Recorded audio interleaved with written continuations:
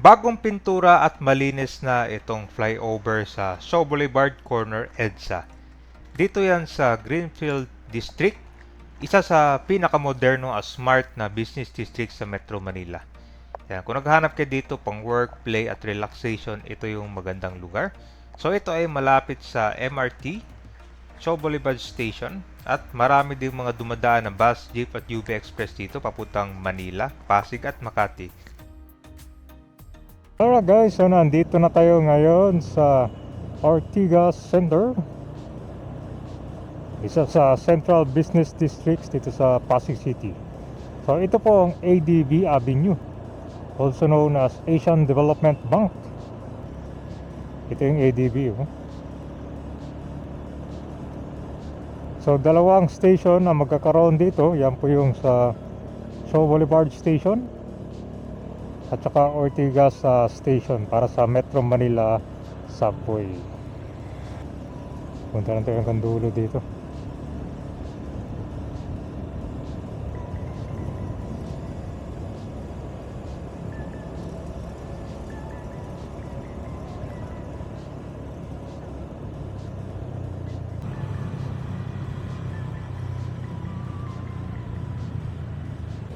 Alright, so nandito na tayo ngayon sa Shaw Boulevard.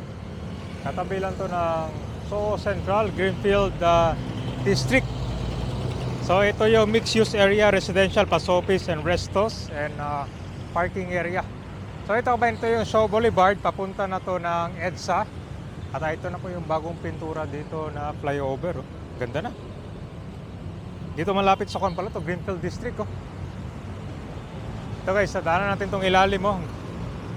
Ito yung flyover, diretso sa may EDSA. So katabi lang to ng MRT Shaw Boulevard. Itong connected sa EDSA Major Highway. At malapit sa Ortigas Central Business District.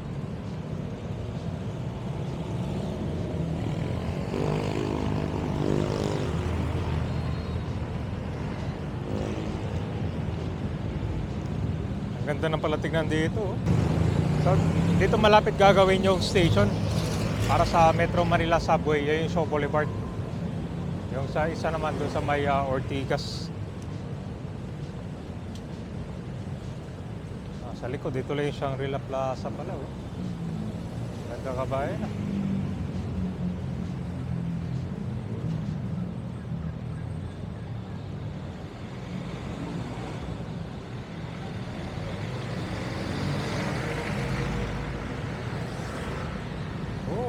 Bagong pintura yung ilalim. Kailang problema dito yung bangketa. Oh. Masada naglalakad yung mga tao.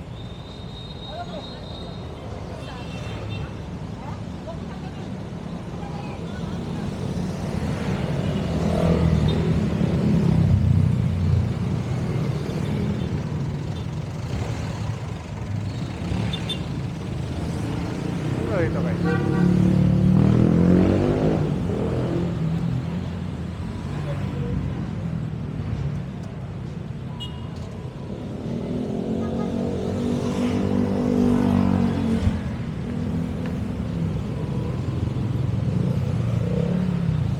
So magkabilang side pala ito yung patawid ng EDSA. Bagong pintura na rin.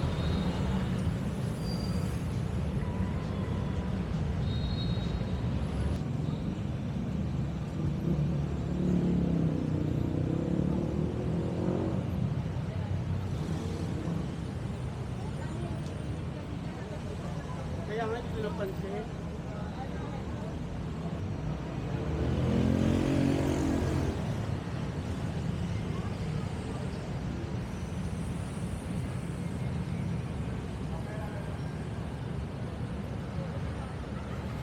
Ito na yung bagong pintura na railings at itong flyover. Tingnan mo, ang ganda na, no? Kulay blue. Ganitong uri ng sidewalk, lalo na matatagpuan dito sa modernong business district. Gaya nitong Greenfield District, ay tinatawag na pedestrian-centric infrastructure.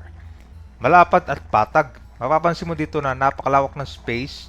Ginawa ito para hindi siksikan ng mga tao kahit rush hour. Kasi dito napakaraming mga tao lumalabas nun, lalo na pag-uwian kasi nandito yung MRT Shaw Boulevard Station, tapos yung EDSA Bus Carousel. Sa ganitong style na sidewalk, parang meron siyang buffer zone, no? Ang puno at bakod, itong blue fence sa kaliwa ay nagsisilbi siyang buffer o parang harang sa pagitan ng mga naglalakad at ng mga nasasakyan sa Shaw Boulevard. So sa ganitong style, mas ligtas at mas presko ang pakiramdam ng mga pedestrian.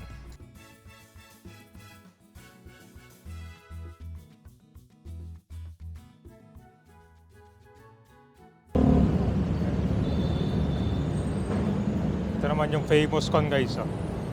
Tinatawag nila ng Mount Kamuning. Taas kasi dito eh.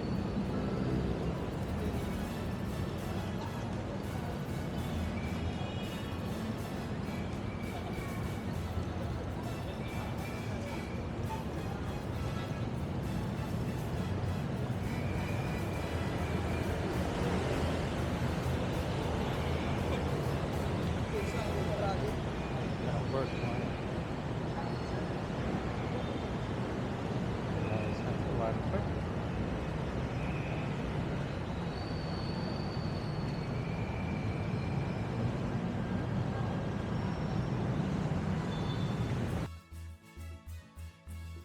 Ito po yung footbridge papunta sa MRT Shaw Boulevard Station na. Hindi po yung Mount Shaw Boulevard.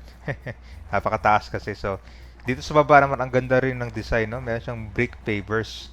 So, imbis na asfalto, gumamit sila ng mga blocks na mas matibay at maganda tignan dito sa mga tao. So, ano to, alas 5 na ng hapon, uwian na ng mga tao. Mas marami ngayon pabalik dito papuntang station at saka sakayan ng mga public utility vehicles. So, napakaganda ng urban shading dito, no? Dahil sa taas itong footbridge at mga katabing gusali, madalas na malilim at mahangin sa bahaging ito. Kaya, paboritong lakaran to ng mga commuters. So dito guys, may good news din ako dito. Yung mga sasakay ng EDSA Bus Carousel dito sa Ortigas Station, dahil binuksan na sa publiko yung bagong EDSA Bus concourse. Ay, may mga bago na pala dito.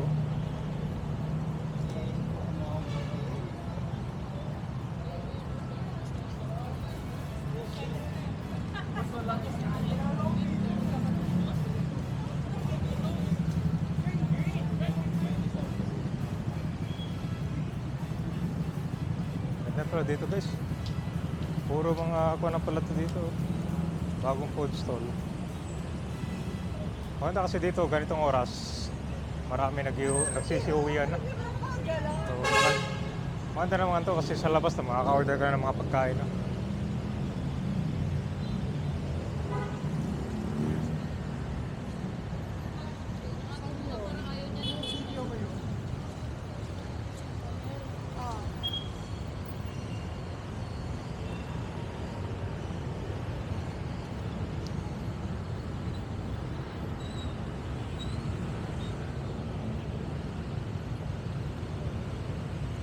Mega Tower. So, isa ito sa Central Business District sa Pasig.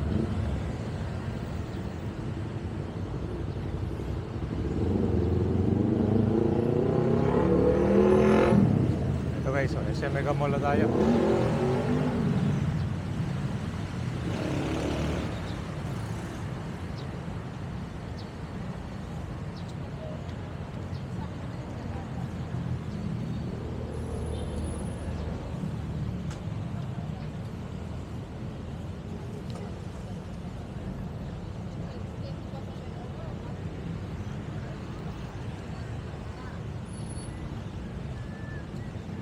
Wow.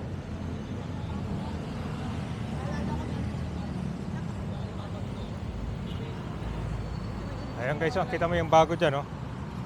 Yan na yung sa bagong EDSA Bus concourse sa Mega Mall. Yan. Malaking ginawa niya kasi hindi nyo na kailangang tumawid pa eh.